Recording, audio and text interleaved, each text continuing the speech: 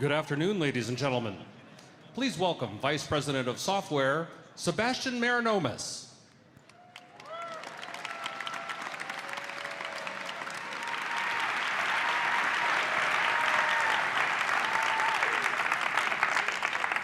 Good afternoon, everyone, and welcome to WWDC. Did we love the morning keynote? There you go. Now, this year is one of our biggest for developers, and we're really excited to show you what we've been working on and see what you think. This morning's keynote was just a taste of what's happening this year. There is so much more that we want to share, and this afternoon we're going to focus on the areas that matter most to you as developers. Are you ready to hear more? Here we go. Now, we've taken a huge step in terms of developer experience this year with the new SwiftUI framework, as well as great interactive tools in Xcode. And we've really seen each of our platforms get even deeper at what they do best. We have powerful new Pro capabilities for Mac, a new dark mode and rich updates for, independence for WatchOS. On iOS, a new dark mode and great app updates.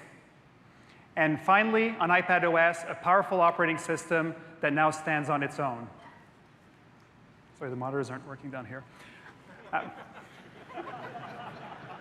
There we go. One of them is working, so I will go over to the left. Now, these platforms represent a diverse range of devices, and building great support for them is easy thanks to a choice of many tools and APIs, like auto layout, size classes, and SwiftUI. So no more letterbox. Your users get the best experience when your app works well on a wide range of device sizes. And starting next spring, it will be an App Store requirement to deliver UI that adapts to different screen sizes. Now, tvOS is offering cool new capabilities. There we go.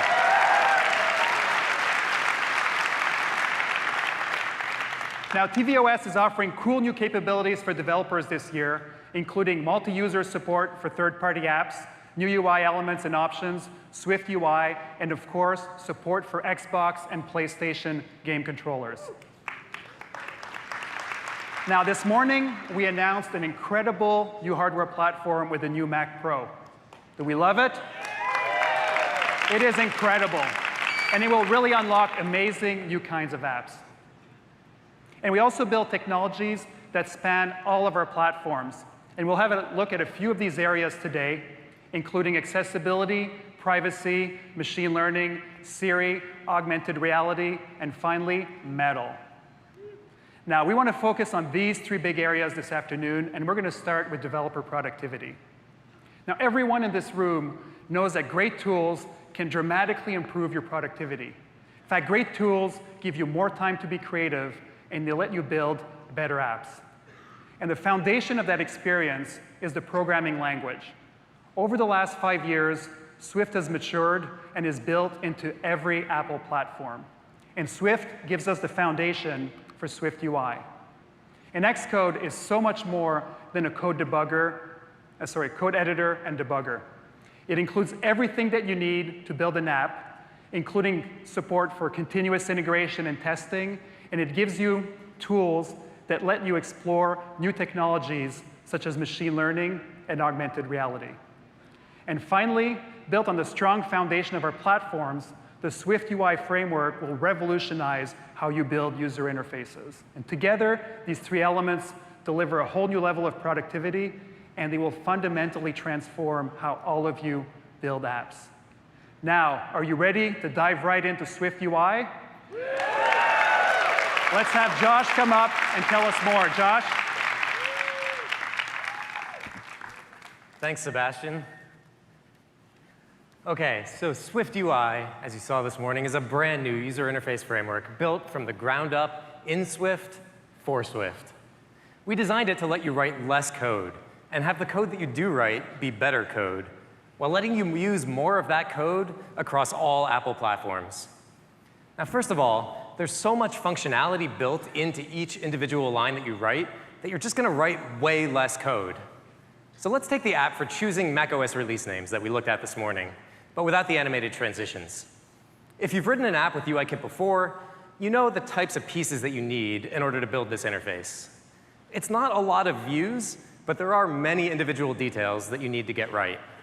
With SwiftUI, it is way less code. Fewer than 20 lines focused on just 3 key things. First, a few lines to define the structure and layout of your views. Then some image and text views to display your content. And finally, parameters and modifiers to adjust how it all looks. Now let's take a look a little bit more closely at just a few of these lines. The scrolling list itself is barely any code at all. You just declare the list and then describe the model objects to be used in each row. There's no setup, there's no configuration, and there's no callbacks. Now the image at the top is just as simple. You display an image, clip it to a circle, and add a shadow. And it's not just less code, it's better code. We designed the API to make the obvious approach be the right approach. The right way to create this label is exactly the one line of code that you would think to write. It supports dynamic type, dark mode, and more. In fact, even the string interpolation used here is fully localizable. This simplicity eliminates entire categories of errors. Looking at our list again, its rows update automatically if the model changes, ensuring that your UI is always up to date and never displaying out-of-date data. And it's easy to read, too. The code for this image with a corner radius of 3 says exactly that. Reading SwiftUI is like having someone explain that interface to you. And SwiftUI's code is available everywhere, helping you reuse more of your code across all the Apple platforms. Now, you've long been able to share your model and low-level drawing and compositing code, but higher-level UI code has remained mostly platform-specific. With SwiftUI, we're raising that bar, enabling you to share far more.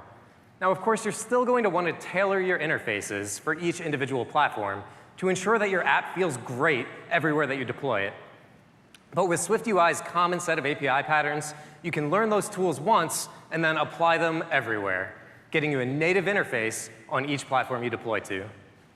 Now, SwiftUI is designed with a strong set of 4 core principles.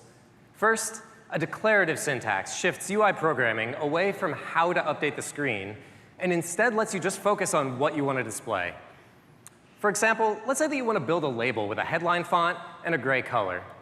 Describing how to get that is a multi-step process, with many steps having to happen in a specific order. But describing what you want requires no translation. Text that says done with a font for a headline that's colored gray. SwiftUI lets you say exactly that with a great new declarative syntax.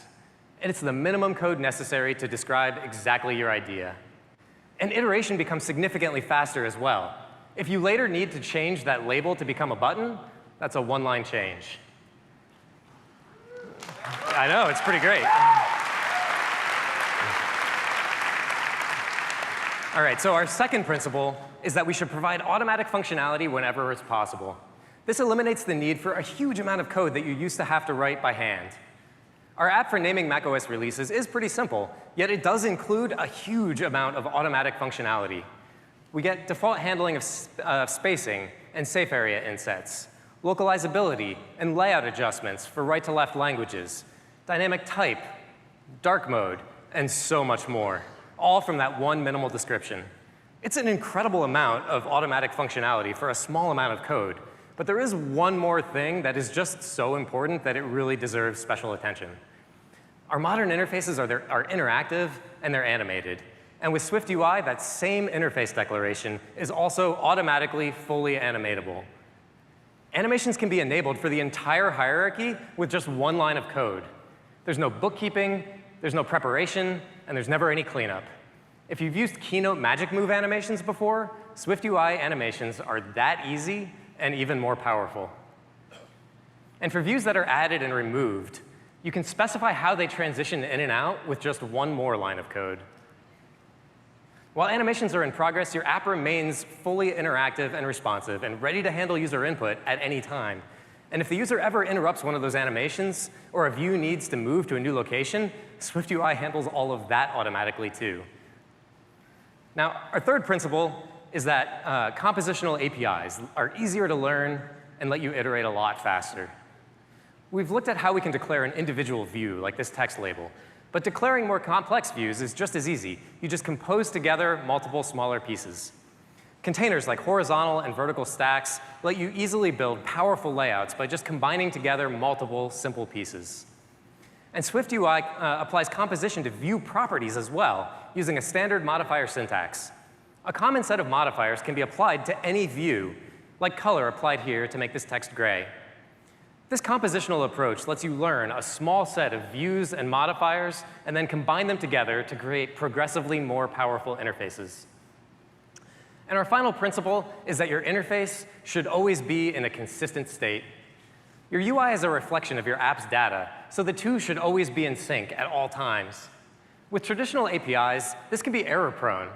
But with SwiftUI, your interface updates automatically anytime the data changes. Now, there are two common places that your data might likely come from. Now, the first are your model objects. And you can use your existing model objects directly by simply conforming them to a new bindable object protocol. Its only requirement is that you specify when the data in your model changes. Now, the second place is temporary UI state, like whether the view is currently in editing mode. Now, these are declared using a simple state wrapper applied to any property on your view. We're all used to every property on every view being mutable. But once you start using SwiftUI, you're going to be shocked to realize how little mutable state your app actually needs. Now, whenever your model or state changes, that UI is going to update automatically. And because it's all Swift code, you get this behavior while still being able to use your model objects directly within that interface declaration. You can even transform and format values in line with no additional indirection needed. For example, this string interpolation can be used to format a date, resulting in fully localized formatted text. All of this means that with SwiftUI, you're going to write less code and get a more consistent UI. And those are the 4 core principles of SwiftUI: a powerful declarative syntax, enabling a huge amount of automatic functionality with a compositional API that ensures your interface is always in a consistent state. And a great new framework deserves incredible tools. And we've created a whole brand new workflow within Xcode designed from the ground up for SwiftUI. You get the power and flexibility of code combined with the ease of use and rapid iteration of a UI tool. You always have access to both at all times, so you'll never have to choose between them again. And because the tools work on your actual existing source code, you have a truly live development experience. Now, to really understand how amazing this workflow is, you just need to see it again live. And to show it to you now, I'll invite Kevin up to give you a demo.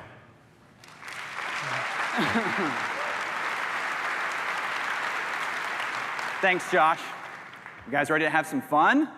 All right, so I'm building a hiking app, and I want to add a view to my table view cell that tells me how difficult a trail is. So we're going to start in the library, where I have some text. And as I'm dragging, Xcode is suggesting layouts for me. Now, I just tell Xcode where I want it, and Xcode figures out the layout for me. And now we can edit the properties of this view. So I'm just going to command-click in the canvas here and get custom-tailored inspectors right here. Let's make this text a little bit smaller. Now watch the code while I do this. You'll see it writes the code for me. Now, we can do the same thing over here in the source editor by just editing the code, and you can see Xcode builds and runs my code and updates the canvas on the right. Now, no matter where I'm working, I get access to all of my design tools. So I'm just going to command-click on this VStack. I'm going to open up the inspectors. And again, I can just modify the properties that I want. It's just so fast to iterate. Now, you might notice that this view has a couple inputs, like this title and this difficulty. So how does Xcode know what data to show in the preview? This has always been one of the challenges with UI development. What data do we show during design time? And this is why we invented Xcode previews. What is a preview? I'll show you. So let me scroll down here. This snippet of code here, a preview is just a snippet of code in my application that configures it for design time. Because it's in my application, I get access to all the code in my project. And because it's in my project, I can check it in and share it with my team members. And it's so easy to try different data. Now, actually here, Half Dome is pretty hard. So let's see what it looks like at hard. And that's because it's 16 miles, not 6. And that's really compiling code. Now, because this is SwiftUI code, I get access to all the modifiers that I would use for the rest of my UI development. so we can see what it looks like in dark mode. And I also have preview-specific modifiers as well. So by default, previews are the size of a device. But since we're working on a table view cell, let's just focus in on that content. So I'll just make that be the size that fits. OK, now here's the really cool thing about previews. You can have as many as you want. So let's add a second preview with completely different data. But let's not stop there. Let's command-click, repeat it a couple of times. Let's enumerate over some common dynamic type sizes. And then let's configure our cell to use that dynamic type size. And there at a glance, I can see my cell with light mode, dark mode, multiple different dynamic type sizes all at the same time.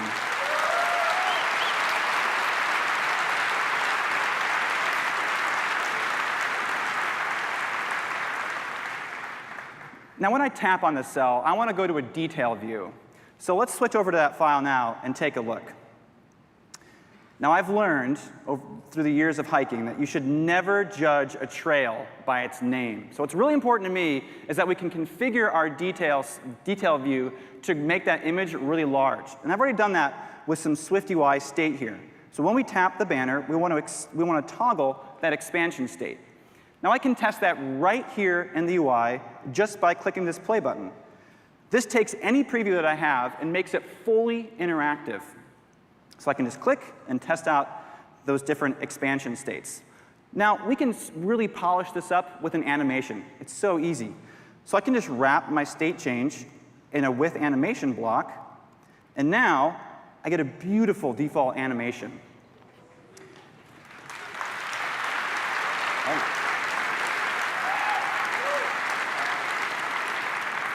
And it's just as easy to customize that. So let's slow it down for some dramatic effect. And now I get a beautiful animation opening it up. And now what's so cool about SwiftUI is that every animation is cancelable and reversible, leaving my application responsive the whole time. OK, so we have a table view cell, and we have a detail view. So let's put it all together. So I'm going to switch over to my last file here, which has a bunch of different trails in a list. So what I want to do is I actually want to see what this looks like on a real device. So with the click of a button, let's click this. Xcode's going to build my project for the device. It's going to install it, and it's going to launch my preview right here on the device. And you can see it's fully interactive right here. So first, let's use that cell that we built. So I'll just change this text to be a trail cell. And now you can see we're seeing our trails show up there. And now when I tap on this, I want it to go to our detail view that we built. This is so easy with SwiftUI. I'm just going to wrap this in a navigation button. And that tells us to go to our detail view. And now you can see the chevron shows up. So let's check out Snow Creek. And let's zoom in on that picture. And OK, snowy and difficult. That does not sound like a fun trail. So what I'm going to do with just one line of SwiftUI code is add swipe to delete. And now we can say, yeah, we don't want to do that. We don't want to do that trail. And now, lastly, let's see what it looks like in dark mode. Without any work, I'm just going to put my preview in dark mode, and you can see it looks beautiful.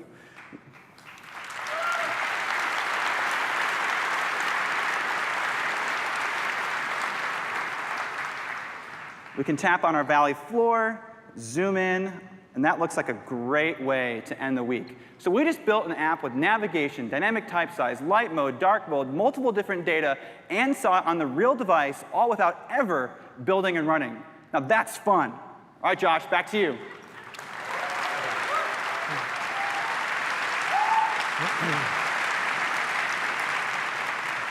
Thanks, Kevin. All right, this is really an incredible new workflow for fully native code. What you do in the tool is always debuggable, diffable, searchable, and understandable. And because you can always edit the code directly, you get incredible flexibility in your workflow. And SwiftUI is deeply integrated in all of our operating systems, so using it results in a fully native app for whichever platforms you target. You get the same performance, the same behavior, and the same controls as any other native app. And you can adopt SwiftUI at your own pace. You can use it for anything from just one view in your app all the way up to the entire application. It works seamlessly with all of your existing UIKit, AppKit, and WatchKit code, so you don't need to rewrite anything. And to get you up to speed quickly, our documentation team has developed a brand new style of interactive documentation. It quickly takes you step by step from creating a new project all the way up to building a fully interactive interface. so you'll be up to speed in no time.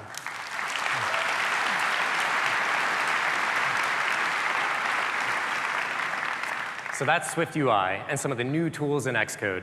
Of course, this is a huge year for Swift and Xcode, so there's even more to this story. And to tell you more about it, I'll hand things off to Matthew. Thanks.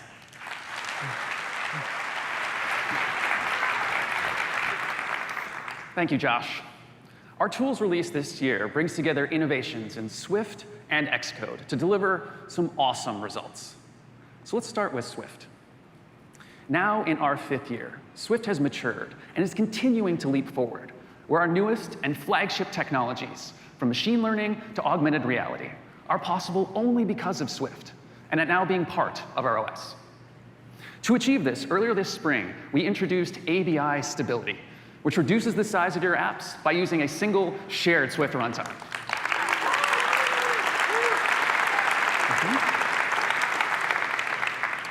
And we are following that up today with module stability, which ensures compatibility, yes. This completes the picture by ensuring compatibility for your binaries with the current and future versions of the Swift compiler. And these come alongside a number of other language features, tools additions, and performance and code size improvements, all which further extend the potential Swift brings to your projects. So Swift is already the language for your apps, and now more than ever, for common code to share across all Apple platforms. In fact, sharing is the reason we created Swift packages, which are the best way to develop and share your own code and reuse code from others.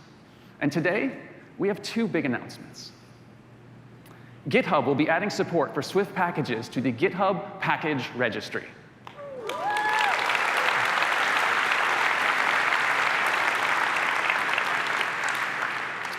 Which is perfect, because Xcode now seamlessly supports Swift packages for apps on iOS, iPadOS, and all of our platforms.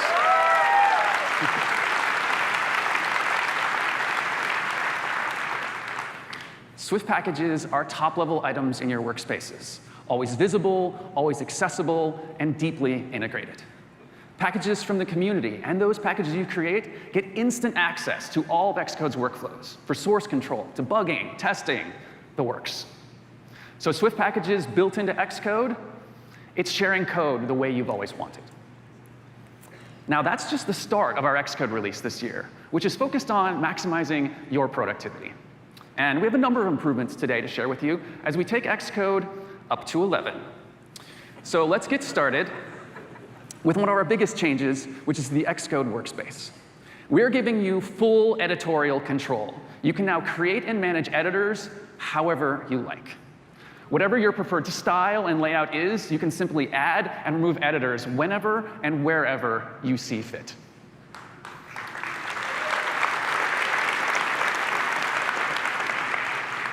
And even better, your workspaces can now focus too. So you can take any editor and maximize it. And then when you're done, just put it back, and it'll right back to where you started.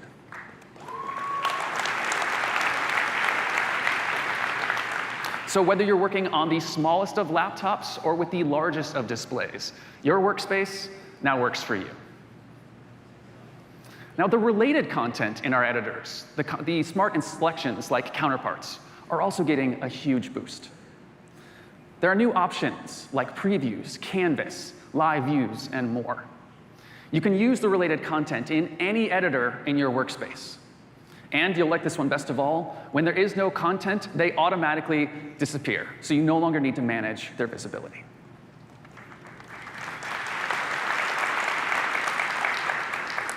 Now, once you get your workspace set up, it's all about the editing.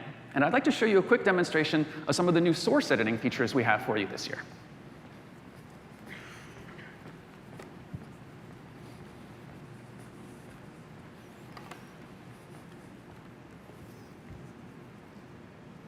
To help you configure each editor the way you'd like, there's a new options menu in the upper right. You can see here I can enable the assistants or any of the related content. I could turn on code coverage or source control authors. I'm going to turn on our newest feature, Minimap. So the Minimap gives you a structural overview of your file to help you navigate. You can see documentations, methods, and functions. Makes it really easy to move about the file.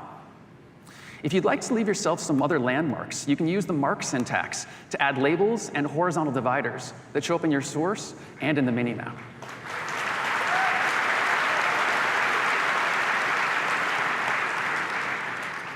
Now, if I hover over the minimap, you'll see the symbolic landmarks for the file. Here's a pro tip. Hold down the Command key, and you'll see all of the landmarks for the file to make it really easy to navigate to exactly where you want to go. And the minimap will show you issues, test failures, even in-file find results. And we've made it fully accessible.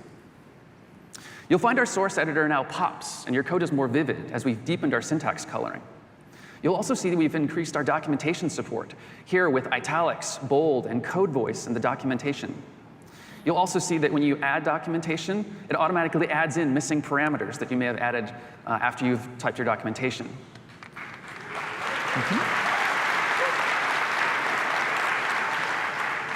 And what's even better is to help you keep your documentation and code in sync, you'll find Edit All and Scope now changes both all at the same time.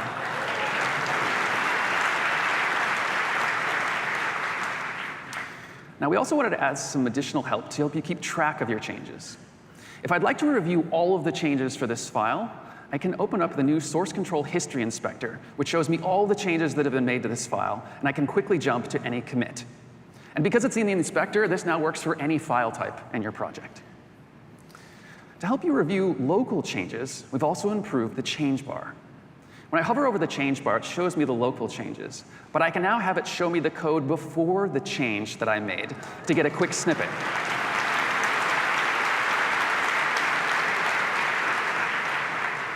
And of course, it's live, so as I start typing, it'll update to keep me up to date. So those are just some of the many source editing features you'll find in Xcode 11.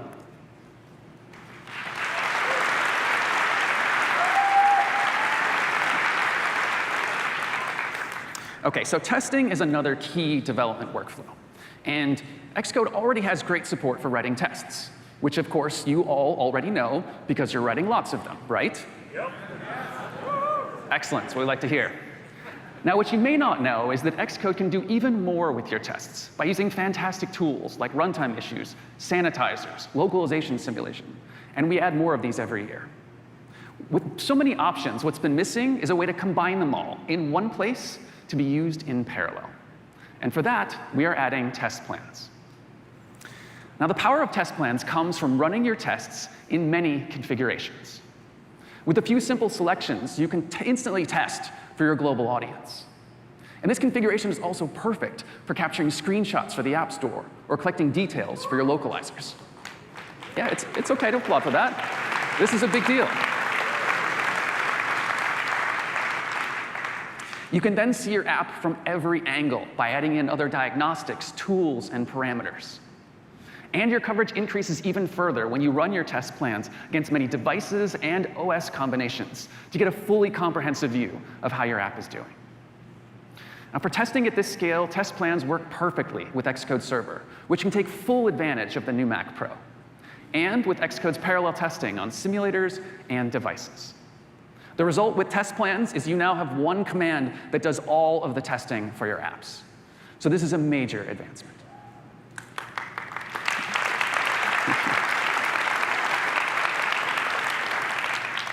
Now, often when testing and debugging, it's necessary to replicate user scenarios. And our new device conditions answers the call.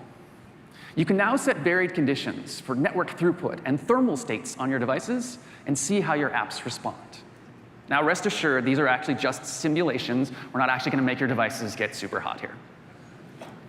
You can enable the conditions in Xcode's Devices window, and the devices will display banners when the conditions are active. You can tap the banner to disable the conditions, and Xcode will automatically terminate the conditions when you disconnect the devices. Now, for all the testing you're going to be doing, we've also improved our result bundles, which are now standalone. Whether you create them in Xcode or from the command line, you can share them via email, attach them to bugs, and then just double-click on them to open them back in Xcode to review all of the details.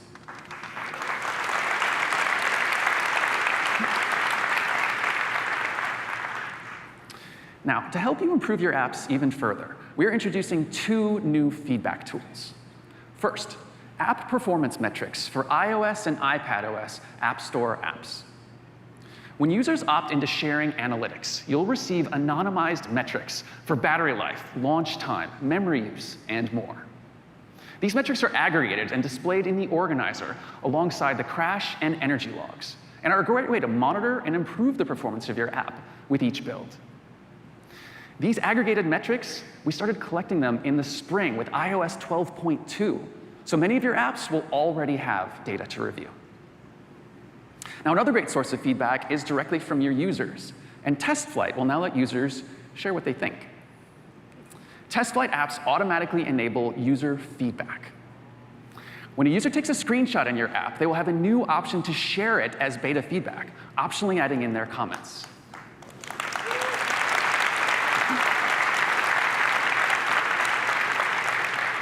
You can review all of the feedback on App Store Connect and download all the details for your bug tracking systems.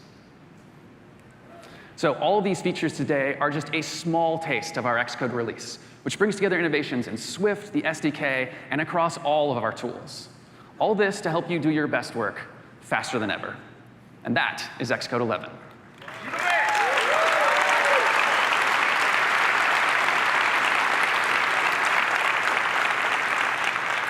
And now I'd like to invite Sebastian back to tell us more about Apple's platforms. Sebastian? Thank you, Matthew. Wasn't that amazing? Really, really great features to help all of you build better apps. So now let's switch to our platforms. And of course, our platforms themselves are tailored to provide great experiences, and they really reflect the unique way in which each of them is used. So some of what we're doing this year is unique to each of them, and what we're going to do now is dive right in to macOS and tell you what we're doing there. macOS Catalina is a great release with a rich set of compelling new features, such as screen time and the new music app. And the Mac takes another great step forward with amazing productivity features, such as Sidecar. We're going to love Sidecar, right? All right. Well, with an active installed base of over 100 million users, the Mac is a vibrant platform with a rich app ecosystem. And the Mac ecosystem is full of powerful native apps that you have created using your AppKit framework. And a great example of this is Pixelmator Pro. Now, AppKit is the powerful framework that enables the full capabilities of the Mac. But we also recognize that there are a number of apps available for iPad that would be great to run on the Mac, but you have not always had time to use AppKit to bring that to the Mac. And so this year, we're adding an additional way to create native Mac apps with the technology that allows you to take an iPadOS app and bring it to the Mac with minimal effort.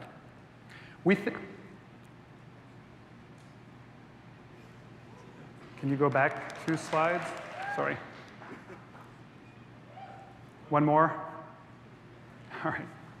This is a huge opportunity for the Mac to tap into the world's largest app ecosystem. There are over 1 million iPad apps out there, and we think many of them would be really great on the Mac as well. Now, to achieve this, we've ported more than 40 frameworks and libraries from iOS to the Mac. And if you're an existing iOS developer that doesn't have a Mac app yet, you're going to love having the same APIs available on both platforms. In fact, we've made available almost the entire iOS API set with only a small number of exceptions for unique mobile features. Now, we achieved this by adapting UIKit as a native framework, and that enables iPad apps to run on the Mac and feel just as fast and fluid as other apps on the platform. And by integrating UIKit directly into macOS, many of the fundamentals are automatic. So many Mac desktop and windowing features are added without any work on your part. And we adapt platform-unique elements like touch controls to keyboard and mouse input, saving you a ton of work and giving you a huge head start in your development.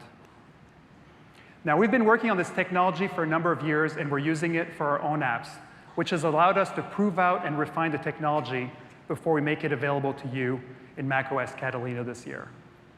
If you have an iPadOS app, targeting the Mac is super easy. There are basically 3 steps. First, click the checkbox in Xcode.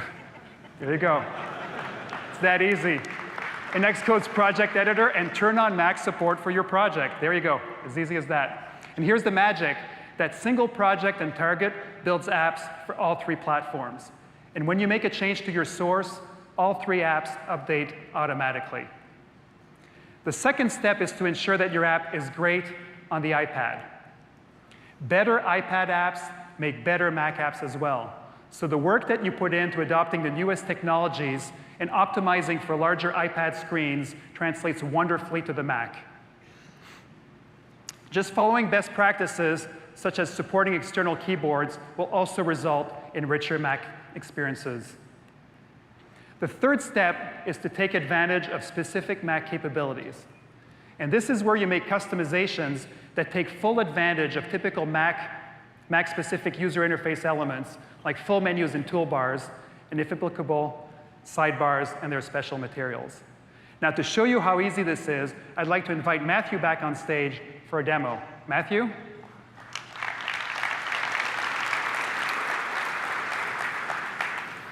Thank you, Sebastian. Here we have our travel application running in the iPad simulator. It's a list view of locations. When I select a location, the globe will rotate. And we have a login area where I can start keeping track of my trips in a journal. Let's follow Sebastian's 3 steps and bring this app to the Mac. Step 1, check the box. I'll quit the simulator, and here in the target editor, I'll check the box for Mac support to enable it. That's it. I can now build and run my application for the Mac.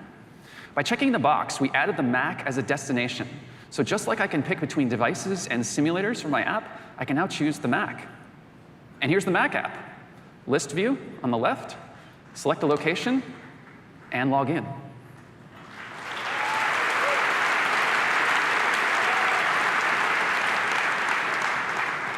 I know, pretty powerful checkbox. All right, let's move on to step 2, make a great iPad app. I've not implemented any actions for my list view, things like adding to favorites or to share. When I implement those for the iPad, they'll show up as a context menu on the Mac. It's a double win. So I'll quit the Mac app and change to my sidebar controller here. And I'll just add a table view delegate method that sets up those menus for each item. OK, let's move on to step 3. I'd like the sidebar on my Mac app to be vibrant. Now, this change doesn't happen automatically, because it's something you should review to make sure it's appropriate. When you do find it's what you would like, it's a simple 1-line change to set the background style to sidebar. OK, for our final change, I'd like to add a menu bar to our application. So here in the storyboard, I'll bring up the library, and I'll search for menu. I'll grab a main menu, and I'll drag it out into my storyboard, and we'll open up the file menu. I'd like to add a menu command in here for the login action. So we'll call this login. We'll give it a key equivalent of Command L. And I just now need to connect the menu item up to the action that I'm already using for login. OK, that's it. Let's build and run our changes. I'm going to go up and hide Xcode for the moment so we can see our application. OK, so now we have the vibrant sidebar. When I select an item, I can bring up a context menu. And up here in the file menu, I now have the login action. So just like that, 3 easy steps.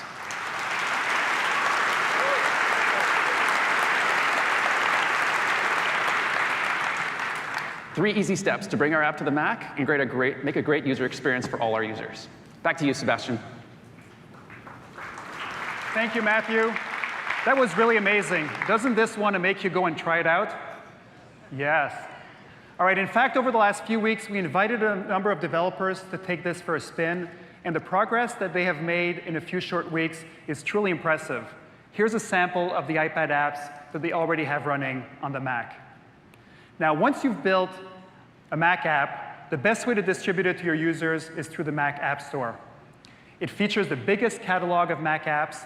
It's available in 155 countries throughout the world. And the Mac App Store allows you to reach every single Mac user.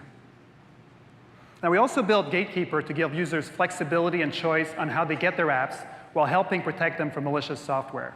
And in macOS Catalina, Gatekeeper will validate the apps that you run from the internet, both at first launch and periodically thereafter, to confirm that they're free of known malware. This is accomplished by requiring developers to use the notarization service that we announced last year for both new and updated apps. So now you and your users can safely get apps from both the Mac App Store and the internet. Notarization has already seen broad adoption. It's simple and fast, with over 98% of submissions completing within 15 minutes. Now, speaking of security, we're continuing to invest in the foundations of macOS, and I'd like to focus on 3 areas. First, a new technology called DriverKit, which allows you to move your kernel extensions out of the kernel and into user space. And by running these drivers and extensions as user processes, we improve the stability of macOS for all of our users.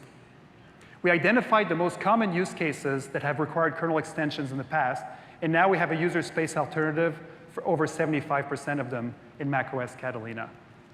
We encourage you to adopt DriverKit, as future versions of macOS will no longer run these types of kernel extensions.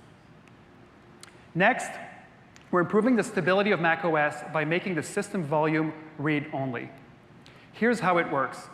Today, there's a single volume that includes user data, apps, and the operating system. And to further isolate macOS from changes, the Mac will now be divided into 2 logical volumes. One for the operating system files, which will be read-only, and the other for user data and apps. There you go. This will further protect the operating system from changes, increase stability, and set us up to deliver future security benefits. Now, some of you may have made assumptions in your app or your installer, and you'll want to check that it works seamlessly on macOS Catalina. Finally, enhancements to app and data protection. We have spent the last few years adding additional data protection categories so that users are in control of which apps can access important files, like your photos, or sensitive sensors, like your camera and microphone on your Mac. In macOS Catalina, we're continuing this work by ensuring that apps seek permission before capturing input events, so things like key presses or screen recordings. And we're also going to protect user data on your Mac, so apps will now have to seek permission before accessing the files that users keep on their desktop, downloads, documents, iCloud Drive, and external drives. Yeah. We are really excited about all the enhancements that we're bringing in macOS Catalina. Now, another platform that's got some really big changes this year is WatchOS. And to tell you more, I'd like to invite Lori up on stage. Lori? Thanks, Sebastian. This morning, we introduced a bunch of cool new features in WatchOS 6, including new health apps like noise and cycle tracking, activity trends, audiobooks, and more. But the real story for WatchOS 6 is that it's now possible to declare independence from the phone and build fully watch-focused experiences.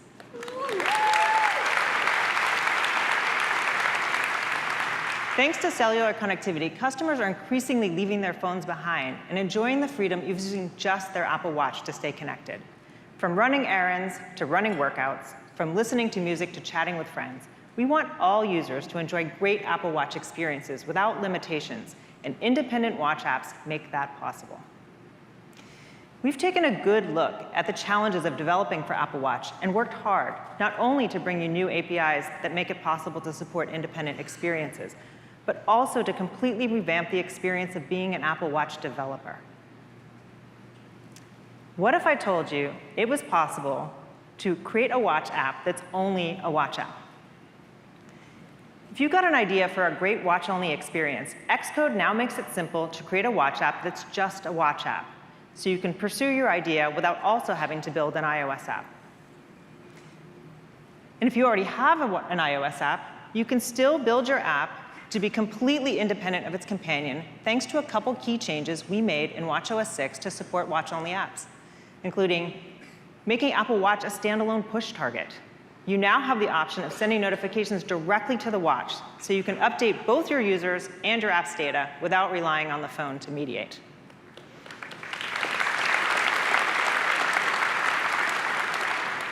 We're also supporting CloudKit subscriptions and complication pushes to help you keep your app up to date. And since asking users to sign in on iPhone is not an option when you don't have an iPhone app, In WatchOS 6, we're giving you text fields, so you can offer account creation and sign-in options directly on Apple Watch.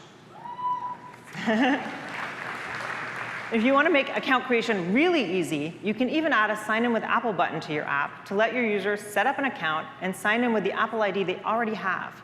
No new passwords or text entry required. With WatchOS 6, we're also addressing a common watch-only use case by bringing streaming audio to WatchOS. We introduced background audio playback in WatchOS 5 for local files. And now, in WatchOS 6, we've brought 3 ways to stream audio directly to Apple Watch by making Network Framework, NS-URL Session Stream Task, and even more of AV Foundation available to you. We also recognize that there are use cases beyond audio playback, workouts, and navigation, where you need to keep your app running in order to complete a task, for example, a meditation session. In WatchOS 6, we're introducing a new extended runtime API that gives more apps a way to stay running even after the user lowers their wrist. This enables new app experiences in self-care, mindfulness, physical therapy, smart alarms, and health monitoring. That's a lot of new APIs and capabilities. If only you had more options for creating a compelling user interface, right? We know you've been asking for a more advanced UI framework on the watch for years. And in WatchOS 6, you finally have one with SwiftUI.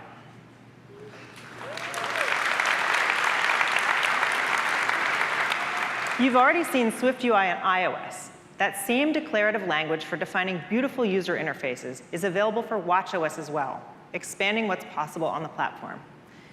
From lists with swipe to delete, reordering, and carousel sliding to direct access to the digital crown, it's easier than ever to create a compelling watch experience. Let me show you how to start making use of some of the new independent app features with SwiftUI.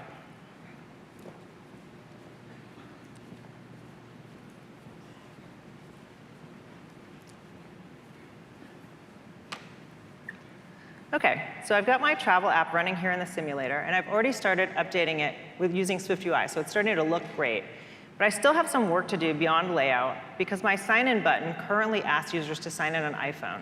And my users have told me that is not what they want. They want to be able to do everything right on their wrist. So I'm going to quit the simulator and go over to my project file, and I'll move to my travel watch extension target and declare independence from the phone by checking the supports running without iOS app installation box. Next, I'm going to go to the sign-in view that I've already started. I'll resume my previews. Great. And you can see I have a sign-in button here and 2 previews. The top one is for English, which is the language that I speak. And in the bottom one, I'm starting to experiment with localizing my app into Arabic, which is a right-to-left language. So the first thing I'm going to do is add a field for my username button. And I'm going to bind this to my username state so that the field updates as the value changes. Notice I've set the placeholder text to username, so I give the user a chance to figure out what to do with this field. And I've also set the content type to username so that password and username autofill works when using Continuity Keyboard. Next, I'm going to add a password field. And for this, I want to use a secure field so that people can't spy on me when I'm typing my password. And again, I'm going to bind this to my password state. I've got a password placeholder text. And again, I'm using the content type of password for autofill purposes. So that looks great in both English and Arabic. And for Arabic, it's pulling the strings right out of my localizable strings file. This is not placeholder content. OK, but above this, what I want to do is add a sign in with Apple button, because I think that's how users are really going to want to sign in. So I'm going to put that right at the top and then add a separator so it's clear that users have an option of signing in with their Apple ID or creating a custom username and password for my app. That looks great. So the last step is to go over to my hosting controller and change my destination for my presentation button to the sign-in view that I just created instead of the sign-in on iPhone view. So I got that going. And now I'm going to turn on live preview, so all my buttons become interactive. And then when I click on my sign-in button, I get my form. Sign in with Apple or sign in with a username and password. That looks great. And that is creating a sign-in form on the Apple Watch with SwiftUI.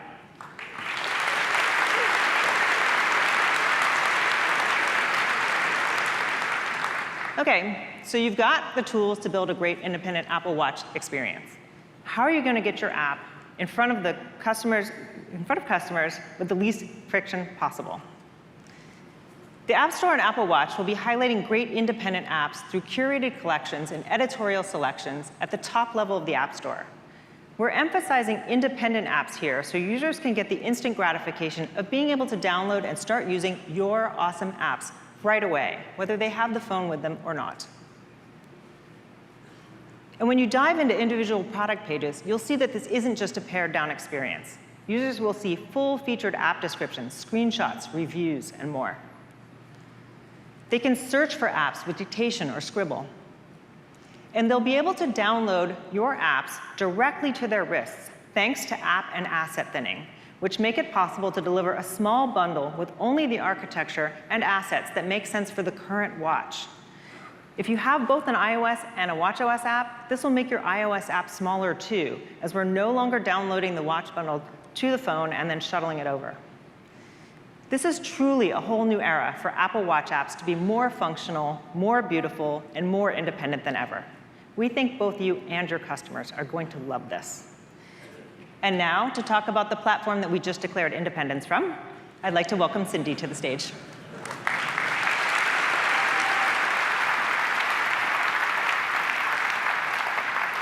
Thank you, Lori.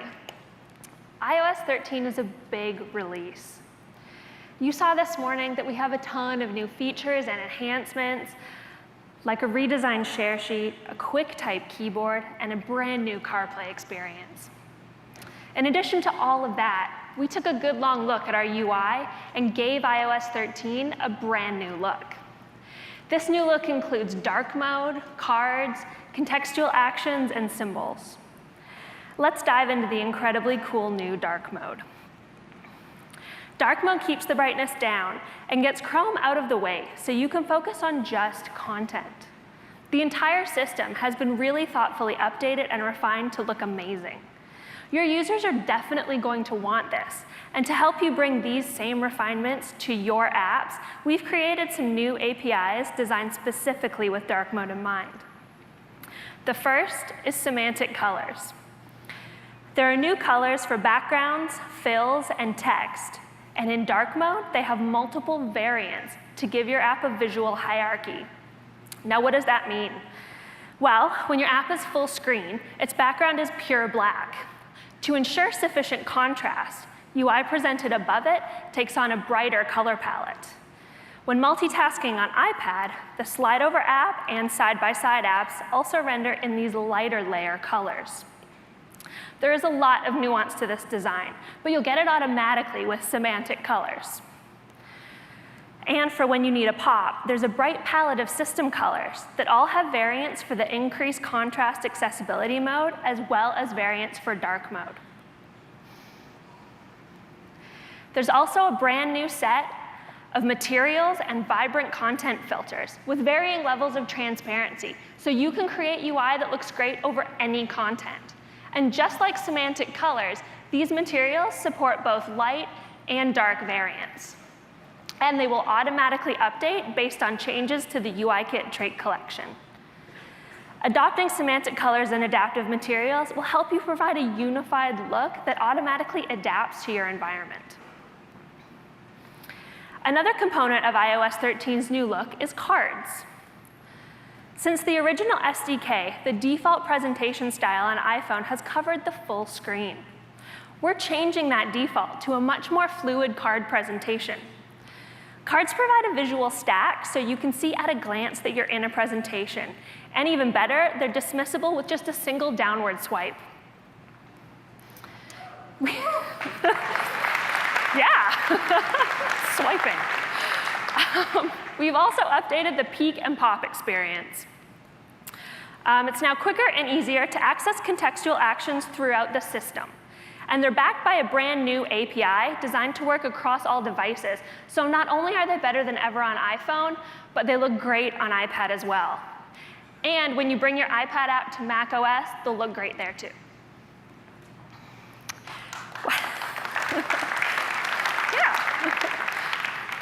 While we were going through the system, making all of those thoughtful refinements, we started thinking about symbols. Most apps use symbols, They're a really useful way to convey information. And symbols are very often used with text. But text has some great properties that in iOS 12 our symbols just didn't have. So as you can see here, the text is scaling nicely as the dynamic type size increases, but the symbols stayed the same. Ideally, we'd want the symbols to scale along with the text. So we created SF symbols. SF symbols have all the expressiveness and behavior of a font, but packaged up as a UI image, so they're really easy to use in your apps. iOS 13 includes an absolutely massive catalog of over 1,500 SF symbols for you to use. And they're easily searchable right within Xcode and using the standalone SF Symbols app on your Mac.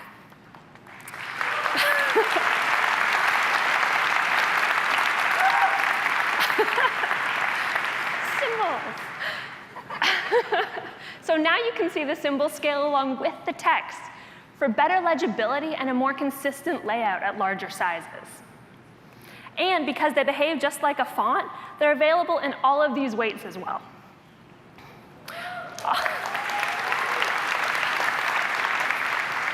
All of this just scratches the surface of what's available in iOS 13. There's a new Share Sheet API to let apps add recipient suggestions, a new compositional layout API to make collection views easier to work with than ever, and a screenshot enhancement so apps can provide full-page views of long content, and so much more. And in addition to all of that, we really wanted to bring iOS forward this year.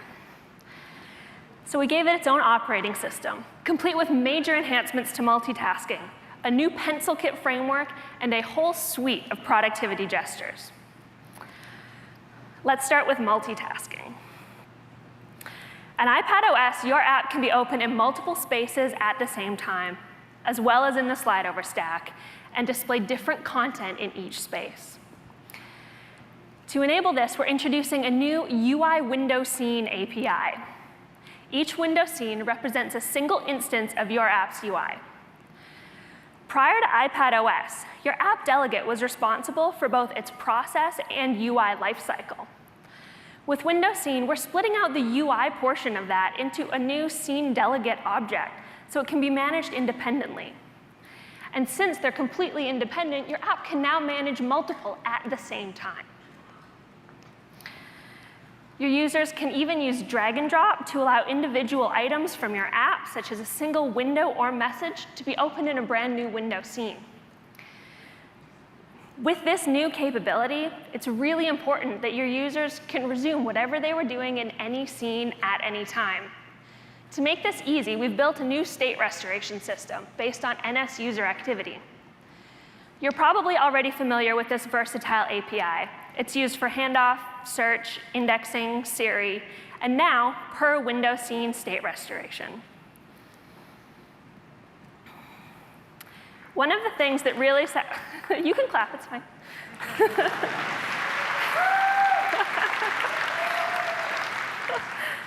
One of the things that really sets iPads apart is Apple Pencil. We're introducing Pencil Kit, which allows you to easily add smooth, low-latency drawing to your apps. This is the same engine used in Apple apps like Notes, Markup, and Screenshots.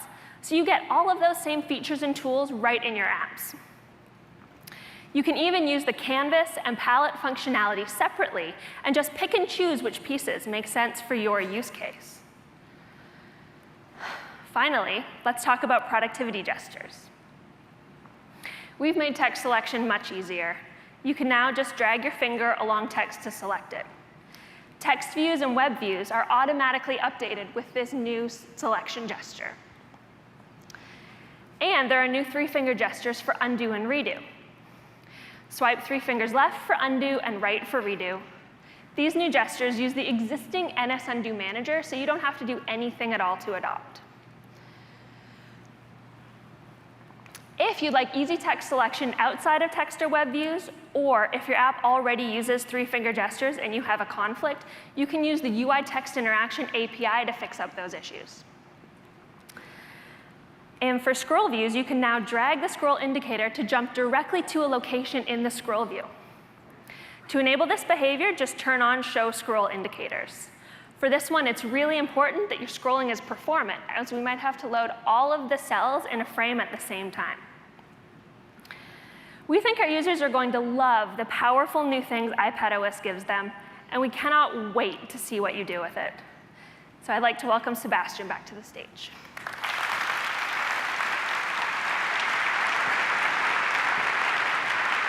Thank you, Cindy.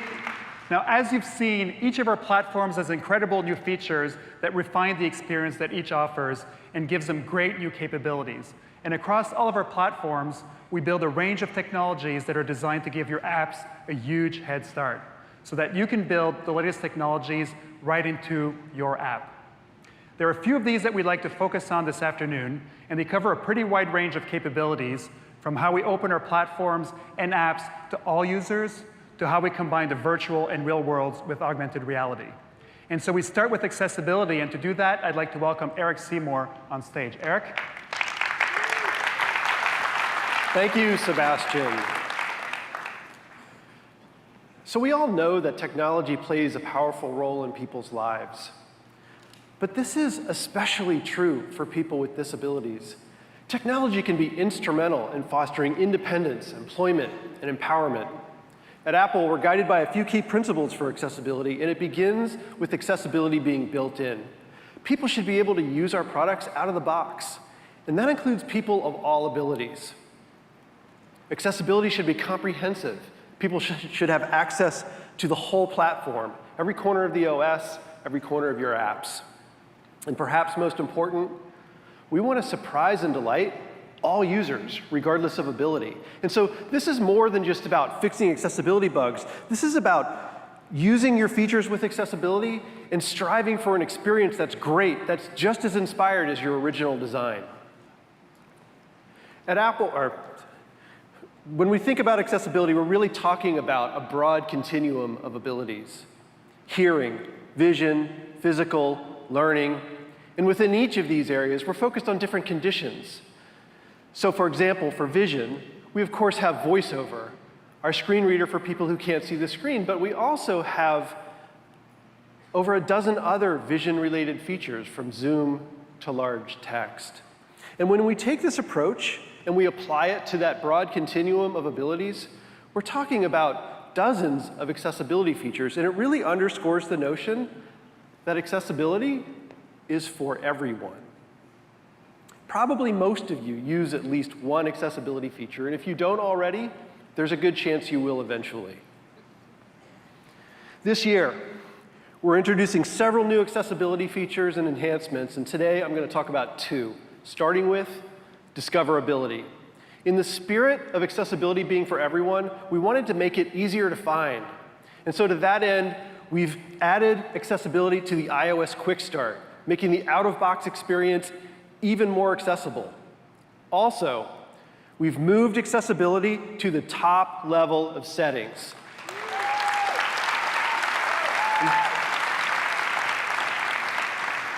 And we've reorganized it to make things easier to find.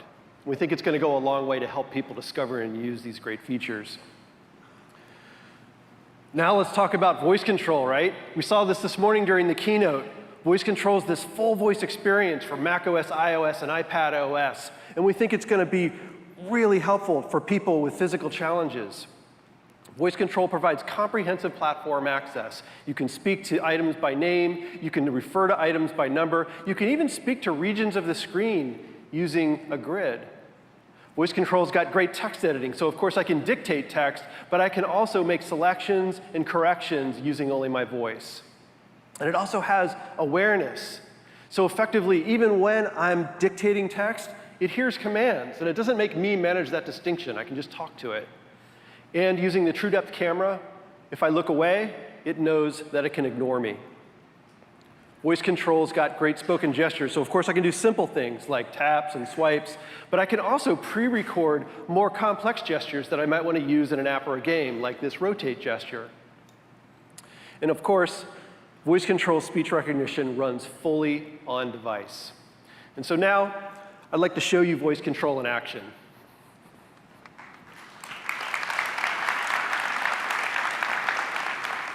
And for this demo, I'm going to be talking to my iPhone.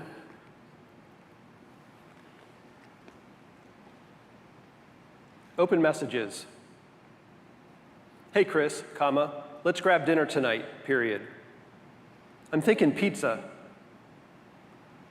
Pizza emoji. Change tonight to this weekend. Tap send. Undo that. Tap send. Undo that. Tap send.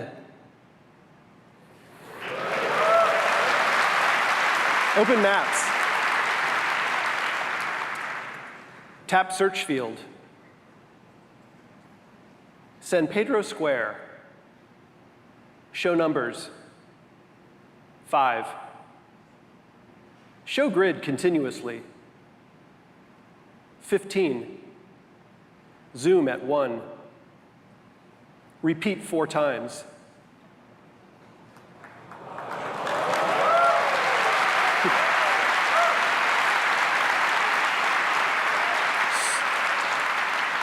Swipe up at 27. Hide grid. Tap share. Tap Chris Adams. Lots of options around here, period. See you later. Peace emoji. Ah, look at that. Undo that. Peace emoji. Tap send.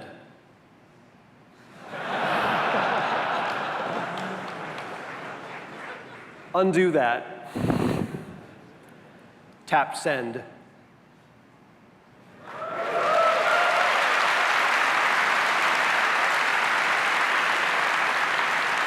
Go home. Go to sleep. OK, so that's voice control. Now,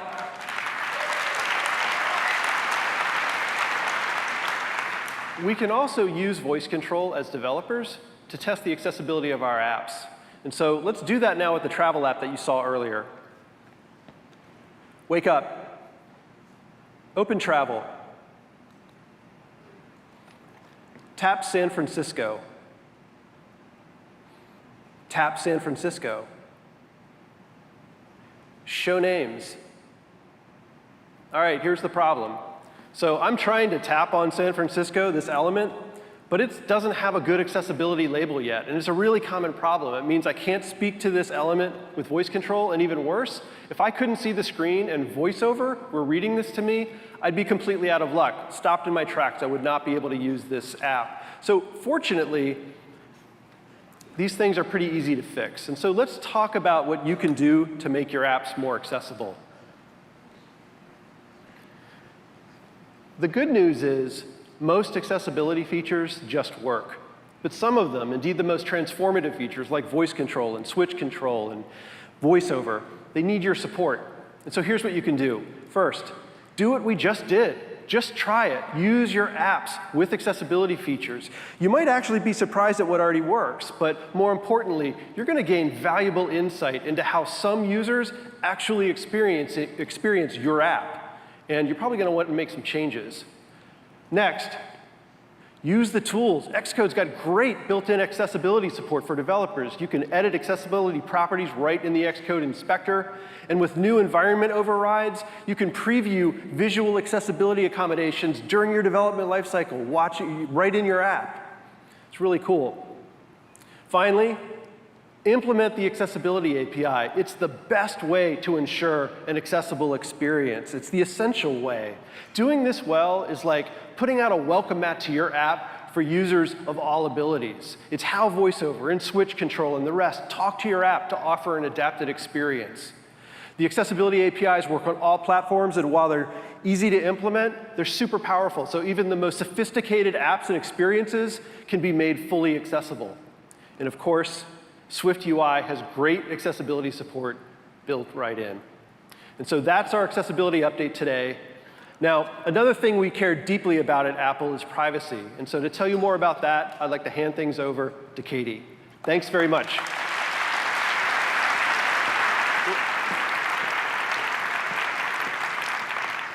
Thanks, Eric. Privacy is a topic that isn't going away, and it's something that everyone needs to pay attention to. It's something you have to design in from the beginning, and it shapes how your product works. When you're designing a new feature, here are a few steps that you can take to design for privacy. Process on the user's device. Wherever you can keep user data on device, do it.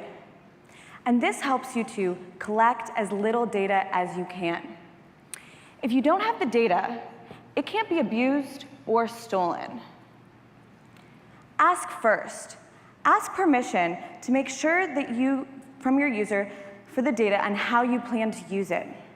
And if you do collect data, use random identifiers and scope them down from an account to a device to a session where possible. And encrypt to keep your users' data secure. Applying these principles in your design process will help you build great features and great privacy. I want to talk about 2 areas where we've made it easier for you to take these steps. First, location. Where you go can reveal a lot about your life. Where you live, where you work, what doctor's office you might go to, or how often you're hitting the gym versus maybe the bar. Because of this, some users are hesitant to share location with you and your apps. So they might miss out on some of your key features. So this year, we're adding a new option, Allow Once. This provides location access for just that session, and will ask the user again next time. But let's say your app is even better with Always Allow Location Permission. Here's how this will now work. First, the user needs to select while in use. Then, you request location while your app is in the background. Then the user will be presented with an alert, letting them know that you're requesting location in the background. If they change to Always Allow, you'll have background location access moving forward. Finally, we're giving users more transparency into how their location is being accessed. For all apps with background location permission, from time to time, we'll show them where your app accessed their location.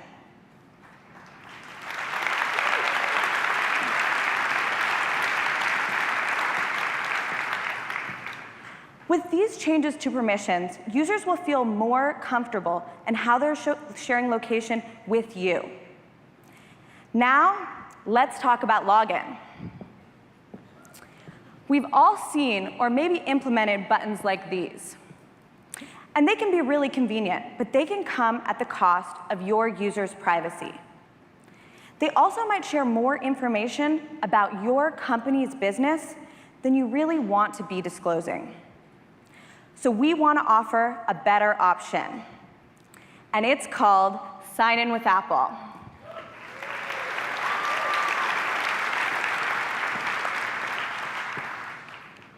It offers fast, easy sign-in without all the tracking. This isn't just about privacy for our users, but also for your company. It's not our business to know how users engage with your app, so Apple simply won't track that.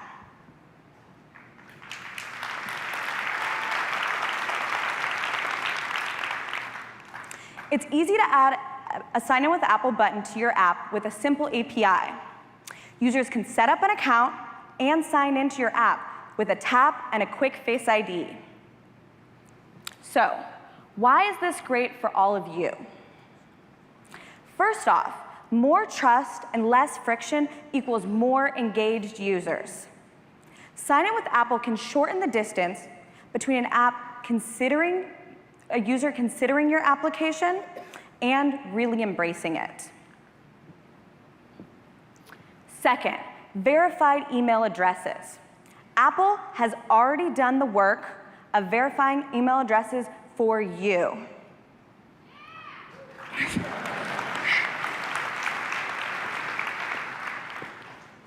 And we're removing the incentive for users to share made-up email addresses by offering a private email relay service.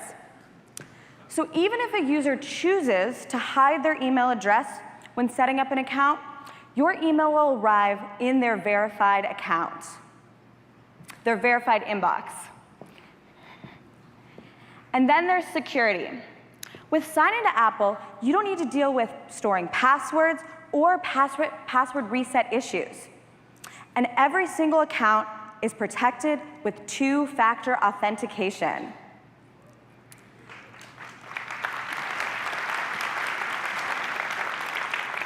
This can really improve your security. We've also integrated some interesting innovations around anti-fraud. We all know that along with some real users, sometimes you get some not-so-real users. Nobody wants bots or farmed accounts, and we work hard to filter them out of our systems. And we want to help you do the same. So we built what we call a real user indicator. It can tell you if an incoming account is a real user, or if you might want to do some additional verification. So how does this work? First off, the whole system is built from the ground up to maintain user privacy. It uses on-device intelligence to determine if the originating device is behaving in a normal way. The device generates a value without sharing any specifics with Apple. This is combined with select account information and then boiled down to a single value that's shared with your app at account setup time. Then, depending on the value that you receive, you can be confident that your new user is a real user or get a signal that you might want to take a second look. And all of this comes with great cross-platform support. It's available on iOS, iPadOS, macOS, watchOS, tvOS, and it even works on the web.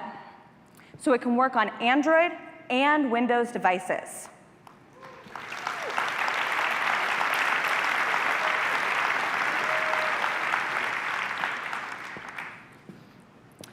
So there you go. A super fast and easy way to engage new users. Two-factor authentication and anti-fraud built in. You can implement it virtually anywhere. And most importantly, it respects everyone's privacy. So this is a solution both you and your users can trust.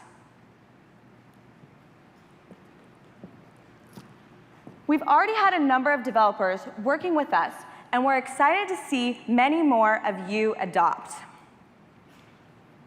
So that's Sign In with Apple.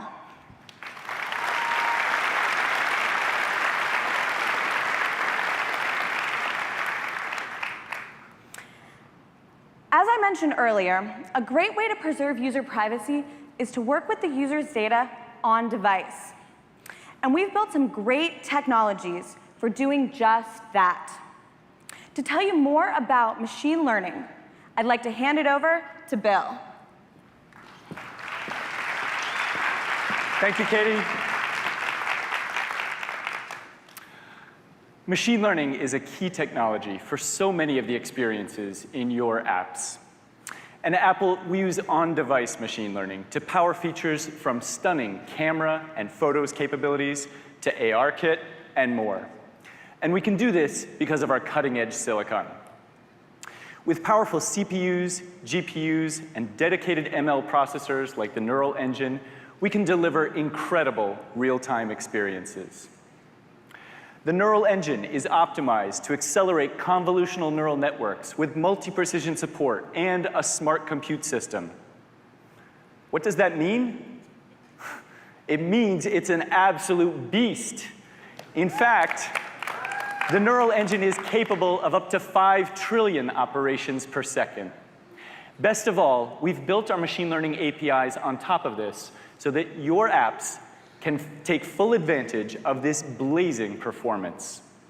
And we have some great updates, starting with our out-of-the-box APIs like vision, natural language, and speech. Today, these APIs deliver rich features, such as face detection, object tracking, and named entity recognition. And this year, we're adding even more. Let's have a look at a few of these, starting with image saliency, which gives you a heat map for an image, highlighting important objects and where users are likely to focus their attention. We use this today in photos to help intelligently crop images as part of the curation experience. We're also releasing text recognition, where you can search text from images like posters, signs, and documents.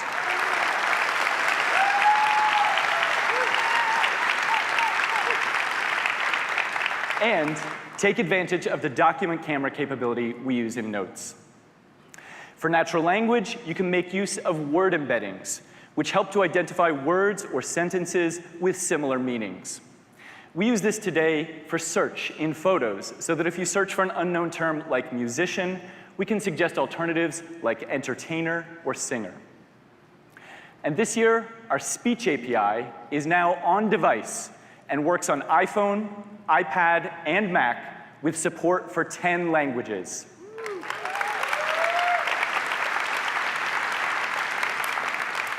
And with features like speech saliency, you can understand the pronunciation, pitch, and the cadence of speech.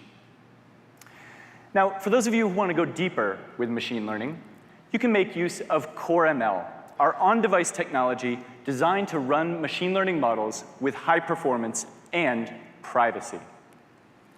Today, Core ML has great support for many machine learning models, from neural networks to boosted trees and more. But as you know, the field of machine learning is constantly evolving. And so this year, we set out to support the most advanced neural networks by adding more layer types than ever before. In fact, Core ML now supports over 100 model layer types. This enables you to run some of the most cutting-edge machine learning models on Apple devices. Models like Elmo or WaveNet, or some very recently published ones like BERT, bringing breakthrough natural language processing to your apps. Now, running models like these in your apps is only part of the story. There are times when you may want to update the models in your apps on device based on user data. We do this today for features like Face ID, where a user's appearance may be evolving over time. They change their hair, wear a hat, or for features like our Siri Watch Face, where the set of recommendations is constantly evolving to deliver a personalized experience for each user. To achieve these experiences, we use on-device personalization. And this year, we're bringing that capability to Core ML.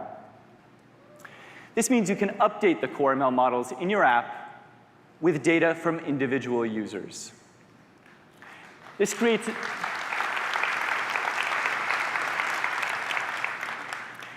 an updated and personalized model for the user. With model personalization, your apps can now update models in the background without compromising user privacy. Core ML delivers the most advanced platform for machine learning models.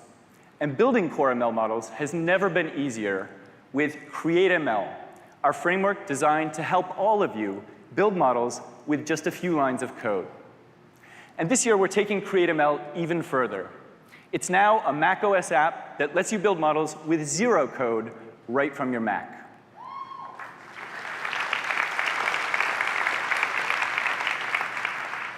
You can choose from many different model templates to fit your data. You can build multiple models with different data sets and define the parameters for each of them. You get real-time feedback on model training. And Create ML supports transfer learning for tasks like image classification or text analysis. This speeds up training since you need very little data and can leverage Apple's optimized and heavily pre-trained models. And you get to experiment and preview the models. So for example, you can get predictions for images by using your iPhone's camera with continuity on your Mac. Or you can use the microphone on your Mac to test your sound classification model. So that's a ton of new stuff, and we're super excited to see what you can do with all these awesome new machine learning capabilities. In fact, we invited a few developers to try out all the new stuff, and we've seen some amazing results. One in particular was so cool, we decided we had to share it with you. So please welcome Ben Haraway from Lumen Digital to give you a preview of his new app, Noisy Book.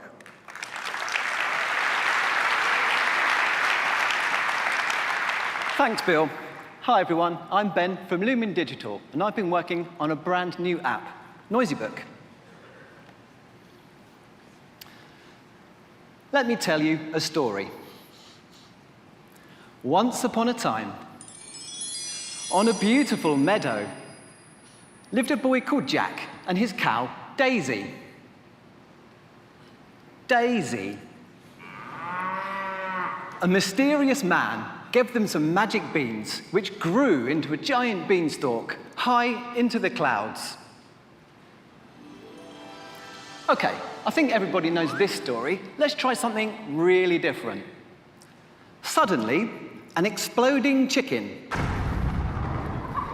and his friend, a golden tiger, jumped into their helicopter and flew into the forest. And of course, guess what? They all lived happily ever after. Can you make the animal noises you heard in the story? OK, we've had some fun, and now Noisy Book wants us to repeat some of the animal noises that we heard during the story. I think we heard a cow in this story, so let's try this. Moo. There he is. I really cannot believe I'm standing here making animal noises in front of all of these people. Mad. But how amazing. The app has used a sound classification model to actually recognize that noise and acknowledge it. You likely also noticed Noisy Book was able to work with both traditional stories and stories straight from our own imaginations. It's super powerful. And thanks to the new features of speech, sound, and core ML in iOS 13 and CreateML, this is all happening entirely on device. It's all happening in real time, and it's running through a natural language model that I've trained on over 90,000 lines of text. And thanks to these features, I've been able to take an idea that I've struggled with for around 2 years and really implement some of these magical new features in just a couple of days. I'm super proud of it, and I do hope that you'll remember to check out Noisy Book when it lands on the App Store later this year. Thank you.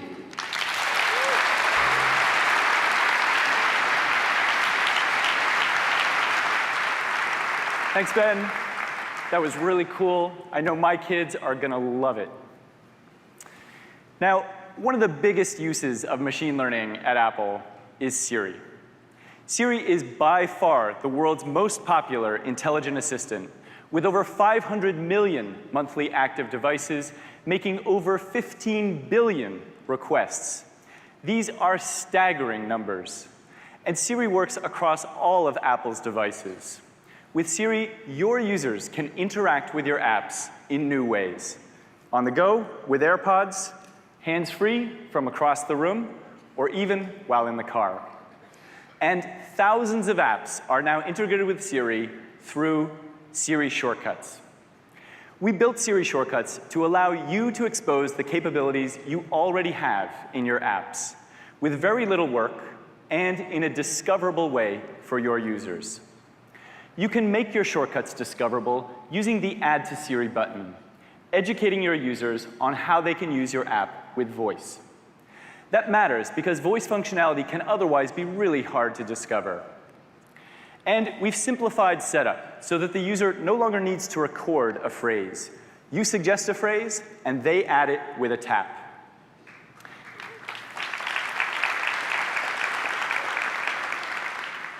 And the biggest request we had this year was to support parameters in shortcuts. So we've made shortcuts conversational, which allows users to interact with your app through questions in Siri. So for example, if I'm choosing what to cook, I could run a shortcut with Panna, my recipes app, and see a list of all my favorites. When I choose from the list, it takes me to the recipe and starts playing. And this year, the Shortcuts app is built in to iOS and iPadOS, which means that every user will have an opportunity to try it out. And the app is now the home for shortcuts from your apps, too. And by popular request, we're adding support for automation.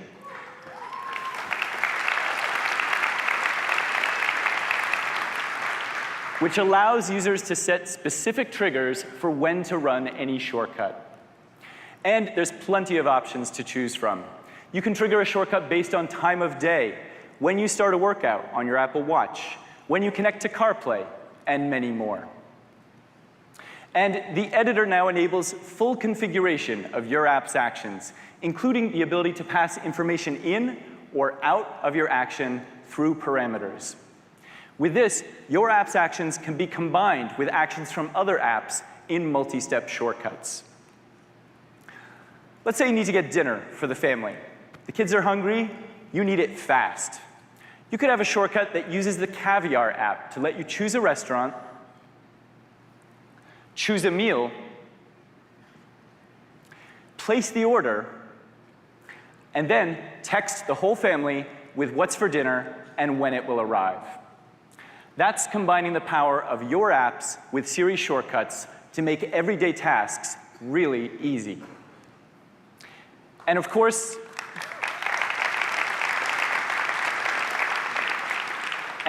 shortcuts work across iPhone, iPad, Apple Watch, and HomePod too. And that's our update for Siri.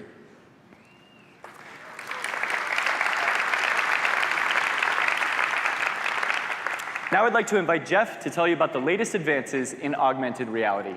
Thank you. Thanks, Bill. I am thrilled to be here today to talk about augmented reality. ARKit helps you visualize things that are difficult, expensive, or impossible to do otherwise.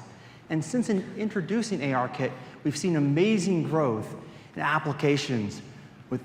One may think of AR as only for entertainment, but we've seen great applications in education, enterprise, commerce, and more. Commerce is a particularly impressive use case, with Home Depot, Target, and Wayfair all having tens of thousands of products available to preview in AR. ARKit, plus the USDZ file format and Quick Look together make the world's first mass-market augmented reality commerce solution. In fact, Wayfair is seeing more than a threefold increase in purchasing when folks view their products in augmented reality. And we love that this is a real business use case. It's a great real business use case for augmented reality and commerce. We'd like to continue this momentum by announcing that Apple Pay will be integrated directly with AR Quick Look this fall. This makes it easier for consumers to try on and buy items like these glasses directly from augmented reality. ARKit for iOS and iPadOS are the world's largest augmented reality platform with hundreds of millions of enabled devices. And we've heard from many developers they'd love to take advantage of this great opportunity, but may not be sure where to start. Or 3D can be a little bit intimidating if you've never used it before. Well, we've been listening, and we're really excited to announce 3 technologies that make it much easier to develop augmented reality applications. ARKit, RealityKit, and Reality Composer together provide the frameworks and tools you need to quickly and easily develop augmented reality applications and experiences. Starting with Reality Composer, you can create compelling AR experiences even if you've never worked with 3D before. It provides an intuitive, what you see is what you get interface that integrates seamlessly with Xcode. And to show you Reality Composer, I'd like to invite one of my colleagues, Shruti, up to stage.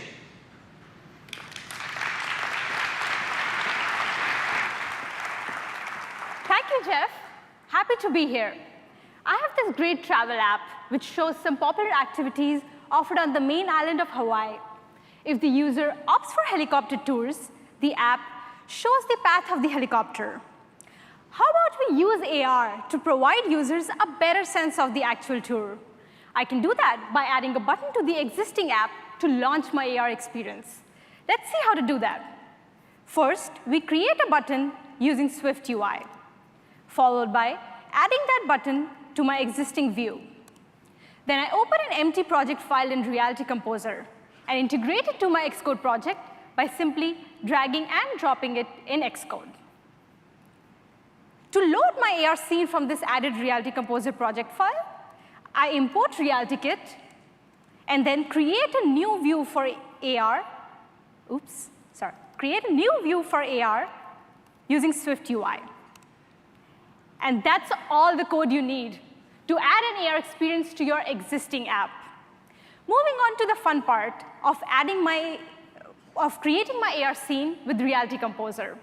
I open my empty Reality project and start by loading a custom USDZ of the Hawaii model.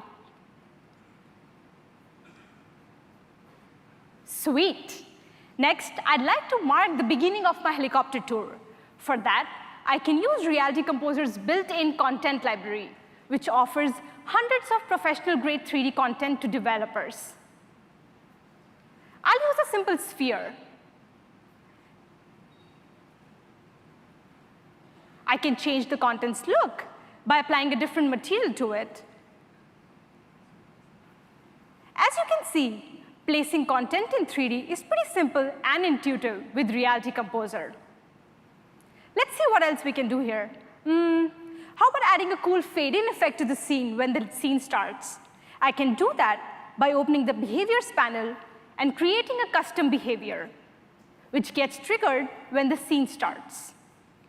I first add an action to hide all the content in the scene when the scene starts, and then add another action to make all the content appear after a certain duration. How about we preview it right here? Awesome. Developing AR on Mac is convenient, but it poses the challenge of guessing the content scale and look when placed in real world. That's why we created Reality Composer for macOS as well as iPadOS and iOS to remove this guesswork out of development. So I'll hand this off to Jeff to see what we have so far on an iPad. Thanks very much, Shruti. So this is Reality Composer for the iPad. It has the same great features that you see in the Reality Composer for the Mac, and we can take the scene that Shruti handed off and finish it out with our final artwork. So we've had someone create with Adobe Aero our final file, or our final artwork, and we'll put it into the scene.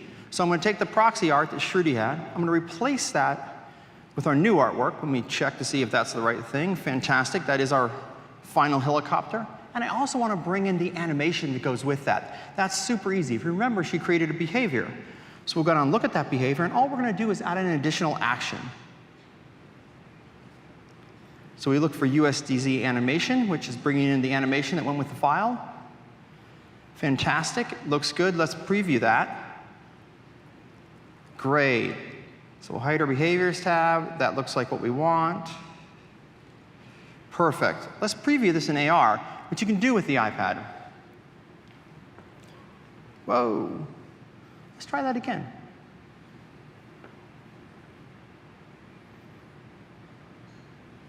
Fantastic. That's exactly what I wanted it to look like, and we can also play that.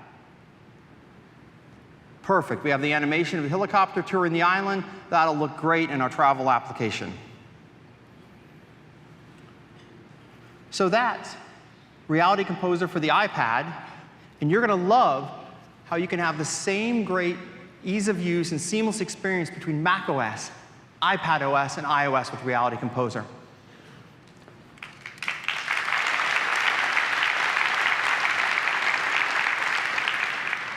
Now RealityKit. RealityKit is a modern, high-performance 3D engine designed from the ground up for augmented reality rendering and simulation.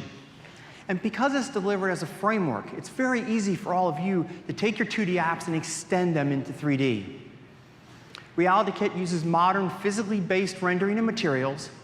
It is a data-driven rendering system and a fully multi-threaded render that's highly optimized for Apple's GPUs.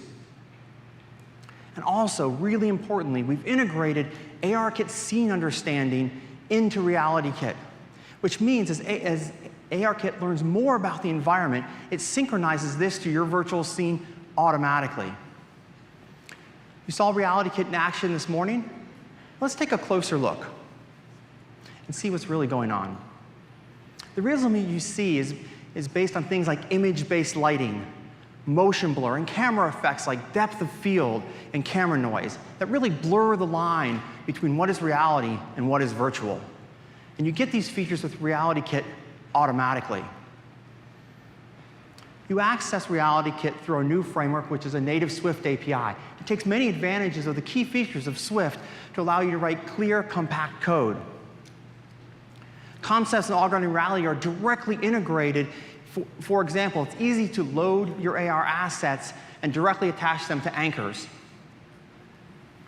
Protocol extensions provide easy access to entity properties, which allow you to quickly access components, such as lights or shadows in this case, and reduce the need for runtime checks. This also means you're able to work with entities in a strongly typed manner. Here, we're applying an angular force to an entity that participates in physics. And that's all the code you need for this scene. Last, but definitely not least today, is a new version of our augmented reality framework, ARKit 3. We've taken the most capable AR platform in the world and made it even more powerful with new industry-first features. Since introducing ARKit, we've had many developers ask to be able to use the front and back cameras simultaneously. Well, in ARKit 3, you can. So you can, that's right, both cameras at the same time. This allows you to use face tracking to drive your augmented reality experiences directly. And as Craig talked about this morning, properly including people in an AR scene is an extremely tough problem. You see it every time someone walks in front of a virtual object. To solve this, we've built an advanced machine learning algorithm that figures out which pixels are a person, the depth of that person in the scene, and uses its information to allow us to properly render the scene and the virtual objects. And with people occlusion, entirely new experiences, like Minecraft Earth demo you saw this morning, are possible.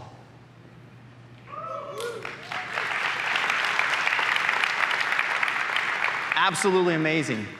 And finally, we've built a system that allows humans to interact with virtual content. ARKit 3 is able to capture a person's motion in real time with just a single RGB camera in an iPad or iPhone. We again use a machine-learned algorithm to track the person, building a 2D stick figure, and take that figure and then infer a 3D motion from it or lift it into 3D. Both the 2D skeleton and the 3D skeleton are available to developers.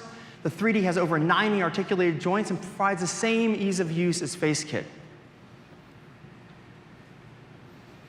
So those are our new technologies: ARKit 3, RealityKit, and Reality Composer, which tools and frameworks that make it easy for anyone to build amazing AR experiences.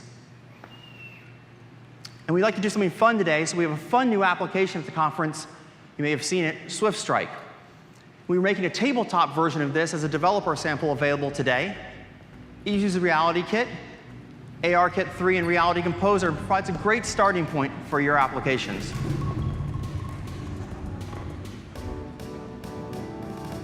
Lots of fun. Thank you. And of course, Metal powers a lot of what we do in AR on our devices. And to tell you more about what's new in Metal, I'd like to welcome Jeremy to the stage. Thank you, Jeff. So Metal is Apple's modern, high-performance GPU programming API for graphics and compute. It's also incredibly easy to use, both for beginners and experts alike. And it brings stunning performance increases, supporting up to 100 times more draw calls than OpenGL, and enabling a whole new generation of advanced graphics performance. This is because Metal gives your app direct control over the GPUs that are at the core of Apple's products. And those GPUs now power over 1.4 billion Metal-capable systems, from iPhones to iPads to the all-new Mac Pro. In fact, all of Apple's platforms now run on Metal, from our smooth user interface to the latest 3D rendering in RealityKit to our advanced camera processing pipeline. We're using Metal everywhere, and you can too. To help you do just that, this year we focused on 3 key areas. We've made Metal even easier to use. We've enabled all new levels of high-performance GPU compute, and we've enhanced Metal for our most demanding Pro app developers and customers. First, with Metal's incredibly approachable API and GPU shading language, you can get started with our powerful suite of developer tools for GPU debugging, profiling, and performance optimizing. And we've made those tools even better. We have added full Metal support to the iOS simulator in Xcode. We're glad you're excited about it. We're really excited about it too. You can now use Metal directly in the simulator, and you automatically get major performance improvements when using UIKit, Maps, and all of those system frameworks built on Metal. And this is because the iOS simulator is now using the native Metal support built right into your Mac. We've also added an all-new Metal memory debugger. You can now identify exactly how much memory your app is using for Metal textures, buffers, and heaps, and you can optimize your games and apps to use every last byte for even more advanced graphics. Now, over the past few years, Metal has grown to support the advanced features of dozens of GPUs, each with their own hardware from every major GPU vendor and across all of our platforms and OS releases. And as a developer, you previously had to manage all of this complexity of these different hardware feature sets yourself. Well, this year we've made it much simpler with just 3 Metal GPU families, a Metal Common GPU family, identifying the vast majority of Metal features that you can use across all of our platforms, a second family for the advanced and unique features of our Apple-designed GPUs in our iOS, iPadOS, and tvOS products, and a third family for the powerful GPUs on our Mac systems. And it makes it that much easier to bring your apps from iOS to macOS or the other way around. Now, in addition to enabling immersive games and advanced graphics, Metal also gives your app the ability to harness the GPU for compute. So what is GPU compute? Well, GPUs were originally designed to process large numbers of pixels, requiring the execution of complex mathematical computations in a massively parallel fashion. And it turns out we can apply that computational horsepower to a wide variety of tasks besides traditional graphics. So Metal provides all of the building blocks that you need for general-purpose computation on the GPU. A familiar C++-based GPU programming language, a compute command encoding API and runtime, a full-featured compiler and debugger, and a rich library of shaders and kernels called the Metal Performance Shaders. This MPS library provides you valuable compute functions, all pre-optimized for all of those GPUs and all of those Apple systems, and it's all fully integrated right into your Metal code. And on our Apple-designed GPUs, Metal also provides advanced compute features like tile shading, enabling you to combine your compute shaders and your fragment processing into one single highly efficient render pass. And this year, we're also introducing Metal Indirect Compute Command Encoding. It allows you to build your GPU compute commands right on the GPU itself, unlocking all new algorithms for compute efficiency and freeing the CPU for other activities in your app. And with the Radeon Pro Vega 2, the new Mac Pro is a GPU compute monster, capable of up to 56 teraflops of GPU compute, all made available to you via Metal. Now that's a heck of a lot of flops. I mean, look at them all. They barely fit on the screen. That's a lot. So what can you do with all of those flops of GPU compute? Well, with Metal, you can use them for advanced compute processing. For your videos, you can improve the quality of your photos. You can train your ML models. And you can use them to accelerate interactive ray tracing. So we have further improved Metal support for ray tracing this year, now enabling dynamic scenes by moving the bounding volume hierarchy construction from the CPU to the GPU, and added all new optimized MPS denoising filters to further improve image quality. Now, ray tracing, it uses the GPU to computationally model the physical properties of lights and surfaces and reflections. And it can be so complex, people actually earn PhDs in this topic. So to show you how you can use Metal and GPU compute for ray tracing, we decided to put together a pretty simple example. And I'd now like to invite Rav to the stage to give you a quick demonstration. Rav?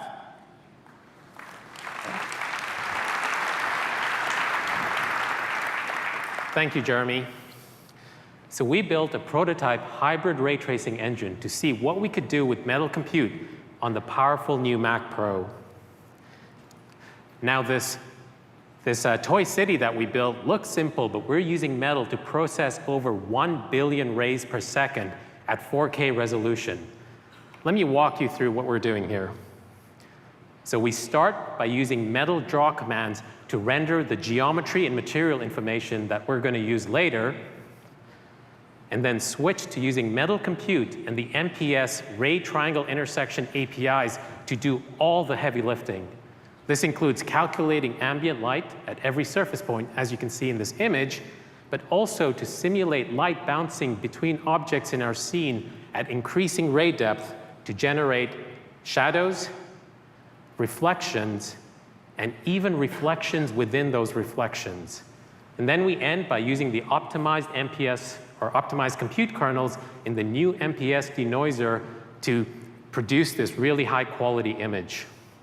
So traditional CPU renderers would take over a minute to generate a frame like this. With Metal, we've been able to reduce this to under 30 milliseconds, which is a staggering 1,000 times faster. So pro app developers, thank you, we think it's pretty great too. So pro app developers can now use Metal compute to build new interactive tools to visualize these physically accurate lighting effects, like these dramatic shadows that are cast by the buildings and also by that fire escape. Or if we pan over here to this roof, the realistic way that green light bounces onto this neighboring building. That just looks great. Thank you.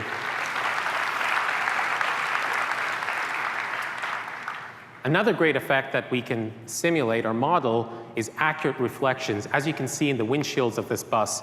In fact, you can see the shadows moving in that windshield or in those reflections as I change the position of the sun. So that looks great, but animating objects in a ray trace scene can be very computationally expensive because we have to update the bounding volume hierarchy that's associated with the geometry. Fortunately, with Metal compute and the MPS APIs, we're able to move all of this work onto the GPUs and achieve this great animation. And there go our trains. So that was just an example of what's possible when you use Metal compute for accelerated ray tracing on the new Mac Pro. It's a beast. Thank you. Back to you, Jeremy. Thank you, Rav. So that's what we did in just a short bit of time. But high-performance ray tracing can be even more powerful in the hands of our most expert third-party developers, which is why we are so excited that Otoy has announced they're using Metal compute to build Octane X, an all-new version of Octane Renderer, their interactive path tracing engine optimized for Metal and the Apple platforms. And we are incredibly thrilled to be working with Maxon, who's bringing their powerful GPU-accelerated renderer Redshift to the Mac with an all-new version optimized for Metal and the new Mac Pro. So with advanced Metal compute APIs and incredibly powerful hardware, we've built Metal to power the most advanced professional content creation tools. And we've been working really closely with the leading app developers who've all announced that the upcoming versions of these professional content creation tools and apps will be fully optimized for Metal and the Apple platforms. For instance, Seraph has just announced an all-new version of Affinity Photo for Mac, using Metal's graphics and compute APIs to hypercharge their advanced photo processing engine and achieving stunning performance increases, more than 10 times better performance, and jaw-dropping increases of 50 times better performance using Metal with multiple GPUs on the new Mac Pro. So to enable these kinds of pro apps and this kind of performance, we work really closely with our GPU hardware and software partner teams to add all new features to Metal. To support the new AMD Infinity Fabric link in the new Mac Pro, we added the Metal Peer Group API. So what does this do? Well, previously, sharing workloads across multiple GPUs would require moving large amounts of data in a round trip across the PCI bus. But with the Metal Peer Group API, apps can use multiple GPUs much more efficiently, directly sharing data across the Infinity Fabric link and without taking that long and scenic route through system memory. Now, finally, you've seen how you can use Metal, Compute, and the new Mac Pro to process a whole lot more pixels, but we also want you to produce even more beautiful pixels. So we've introduced the gorgeous new Pro Display XDR with all new HDR software support in macOS. You can now use the AV Foundation APIs to decode HDR videos, or you can render native HDR content directly with Metal. You can manage the HDR display tone mapping yourself, or you can let the Windows system and our advanced display system software handle it all for you. And with these same APIs, you can also access a far greater range of brightness levels on many of our existing Mac displays as well. So that's our Metal update for today. It's even easier to use Metal across all of our platforms with Metal in the iOS simulator and simplified GPU families. We have all new features and powerful hardware to unleash all new levels of GPU compute performance.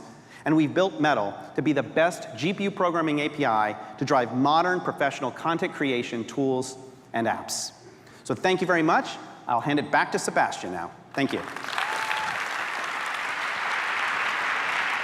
Thank you, Jeremy. Don't you love Metal? Don't you love the power of Metal? Really, really amazing.